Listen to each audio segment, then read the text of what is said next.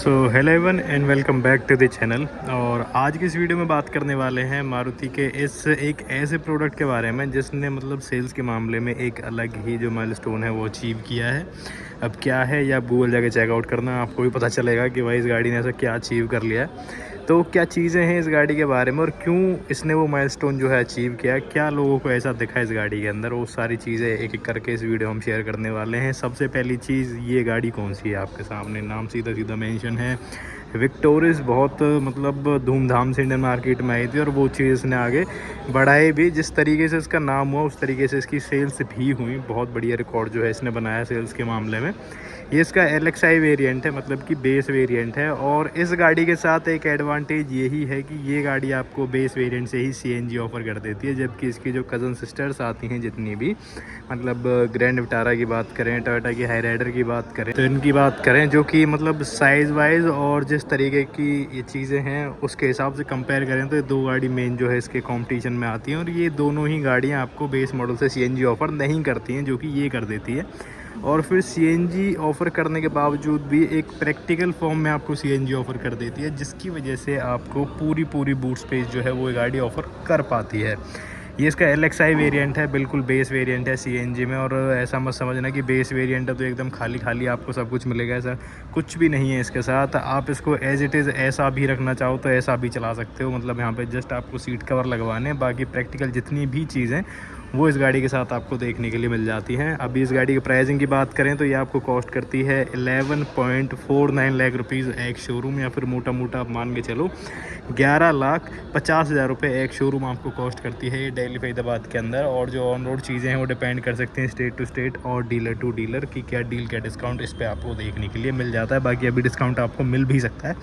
तो क्या चीज़ें हैं ये करके काउंट करते हैं। सबसे पहली चीज़ तो ये चीज़ मिल जाती है बेस वेरिएंट से, मतलब कि कीलेस एंट्री आपको बेस मॉडल ऑफर कर देता है। मतलब यहाँ पे दोनों दरवाज़ों पे आपको रिक्वेस्ट सेंसर मिलेंगे और गाड़ी के अंदर आपको engine start stop button offer होगी।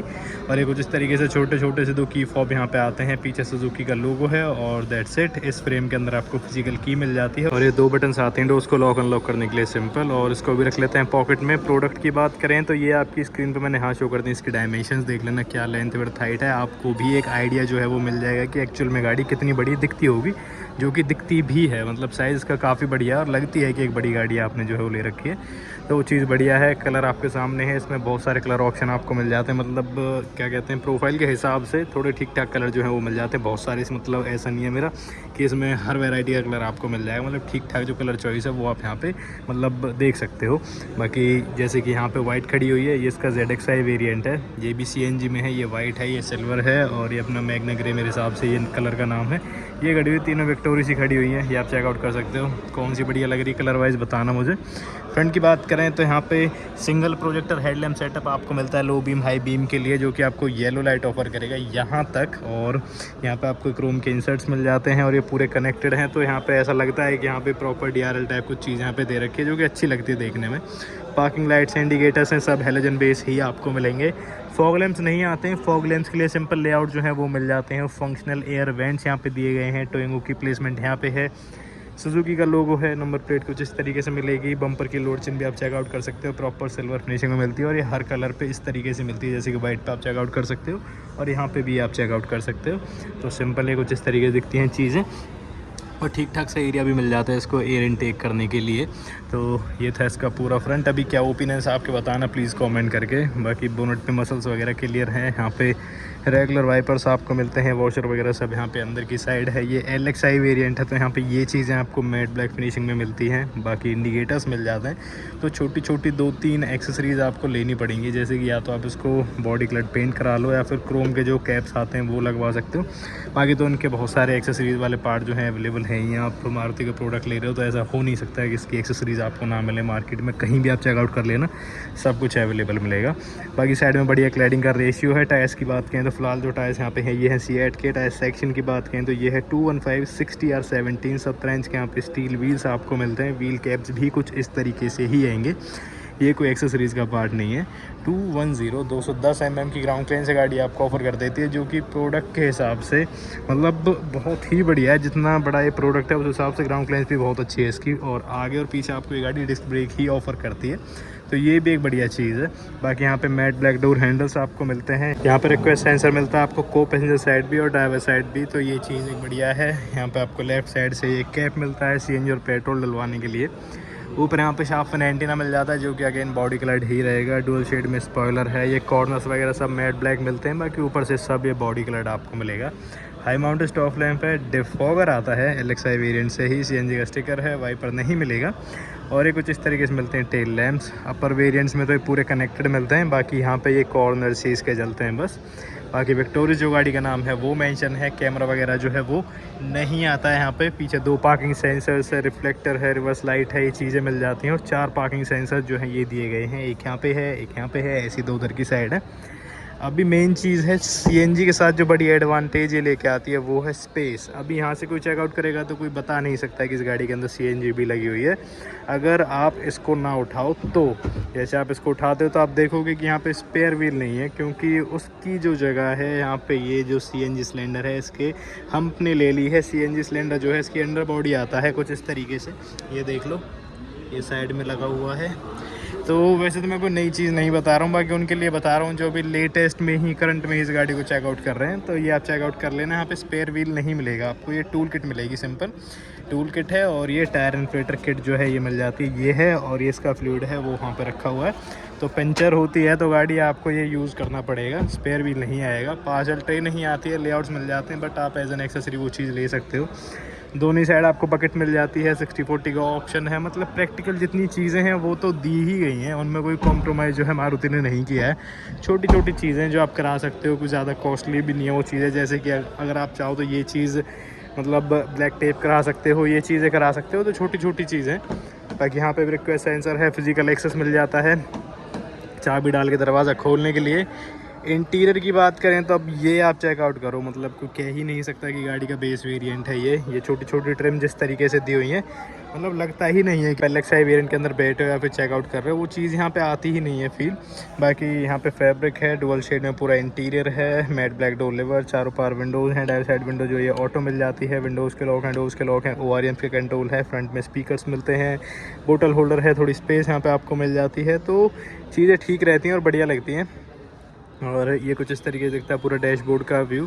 ये पर्सनल फेवरेट है मेरा स्टीयरिंग व्हील, मतलब बहुत प्यारा सा लगता है जिस तरीके से यहाँ पे थोड़ी स्पोर्टी वाइब देता है देखने में। इंजन स्टार्ट स्टॉप बटन आती है, ट्रैक्शन कंट्रोल की बटन है, अपना फ्यूल सेलेक्टर बटन या फिर आप सीएनजी से जो भी आप कहना चाहो वो यहाँ पे है। लाइट लेवलिंग डायल है, नीचे 3 पेडल्स हैं, डेड पेडल की प्लेसमेंट है।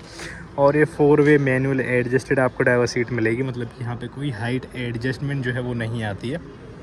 अभी अंदर चलते हैं और अंदर बैठ के इसके बारे में बातचीत करते हैं। थर्ड अच्छी आती है, और अगर आपको ज़्यादा चीज़ों से कुछ लेना देना नहीं है तो ये गाड़ी आपको बिल्कुल भी निराश नहीं करेगी। और अगर आप इसको कंपेयर ही कुछ इस तरीके से करने लग जाओ कि भाई उसमें तो ये है इसमें ये क्यों नहीं है, तो फिर तो आप परेशान हो जाओगे, क्योंकि ये बेस वेरिएंट है इसका, और इससे ऊपर भी एक वेरिएंट आता है और उससे ऊपर भी एक वेरिएंट आता है। अगर आपको फीचर्स चाहिए तो फिर इससे ऊपर वाले वेरिएंट जो है वो आप कंसिडर कर सकते हो। इससे ज़्यादा मतलब ऐसे एक्सपेक्टेशन मत लगाना आप कि भाई ये हो जाएगा वो हो जाएगा। बाकी आपके सामने ये चीज़ अच्छी लगती है। एक बार बटन दबाने पे इंफोटेनमेंट स्क्रीन ऑन हो जाती है, यहाँ पे हल्की सी लाइट आ जाती है। और सेकंड टाइम जिसको प्रेस कर देता हूँ तो ये देख लो आप, ये सब कुछ ऑन हो जाता है। यहाँ पे ब्लोवर्स ऑन हो जाते हैं, क्लस्टर ऑन हो जाता है। यहाँ पे 8000 तक की RPM,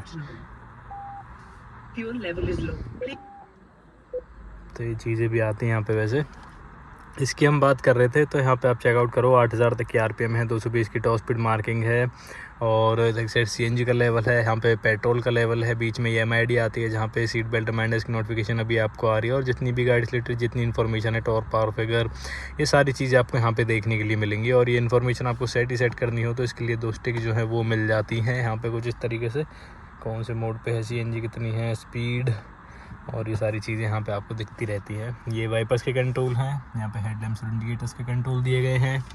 स्टीयरिंग व्हील की बात करें तो काफ़ी प्यारा सा स्टीयरिंग व्हील है, मतलब इन हैंड फील जो है काफ़ी अच्छी है, कोई प्रॉब्लम नहीं इसको लेके। और यहाँ पे अपने इंफोटेनमेंट सिस्टम के कंट्रोल जो है वो मिल जाते हैं, बाकी यहाँ पे कोई यूनिट जो आपको नहीं मिलती है। एडजस्टमेंट की बात करें तो टिल्ट एंड टेलीस्कोपिक दोनों एडजस्टमेंट मिलती हैं, जो कि अगेन एक बढ़िया चीज़ यहाँ पे है। इसको लगा लेते हैं और ये कुछ ऐसा दिखता है स्टीयरिंग व्हील। ऊपर से पूरा लाइट शेड में हेडलाइनर है, यहाँ पे कोई वैनिटी मिरर नहीं है। येलो कलर की आती हैं लाइट्स कुछ इस तरीके से। मैनुअल डिमिंग IRVM मिल जाता है और इधर की साइड आपको टिकट होल्डर की प्लेसमेंट जो है वो दी गई है। यहाँ पे काफ़ी ठीक ठाक सा इंफोटेनमेंट सिस्टम मिलता है, ठीक ठाक सा तो नहीं बोलेंगे इसको, बाकी अपने लेटेस्ट ऑपरेटिंग सिस्टम के साथ आपको मिलता है और सभी कनेक्टेड फीचर्स के साथ आपको मिल जाता है। ठीक ठाक नहीं है ये, मतलब जो लेटेस्ट है उसके साथ है और सारी चीज़ें मिलती हैं इसके साथ। AC वेंट्स हैं, यहाँ पे भी ग्लॉसी एलिमेंट्स आप चेकआउट कर सकते हो, पूरा लाइट शेड में फ्रंट। ये कुछ और प्रैक्टिकल बटन्स मिल जाते हैं AC के और अपने वॉल्यूम के। नीचे थोड़ी स्पेस है, यहाँ पे एक टर्बो चार्जिंग पोर्ट ये है, USB पोर्ट है, 5 स्पीड का मैनुअल गियर लेवर कुछ इस तरीके से मिलेगा। हैंड ब्रेक है क्रोम टिप के साथ, यहाँ पे कप होल्डर्स दिए गए हैं, आर्म रेस्ट है जो कि लेदर रैप्ड है, स्लाइड भी होता है और ठीक ठाक स्पेस भी आपको ऑफर कर देता है। और ग्लव बॉक्स की बात करें तो यहाँ पे भी आपको काफ़ी अच्छी स्पेस जो है मिल जाती है। बाकी फिट एंड फिनिश को लेकर कोई परेशानी नहीं है, पैनल गैप्स वगैरह जो है आपको नहीं दिखेंगे ज़्यादा और मतलब चीज़ें अच्छी फील होती हैं।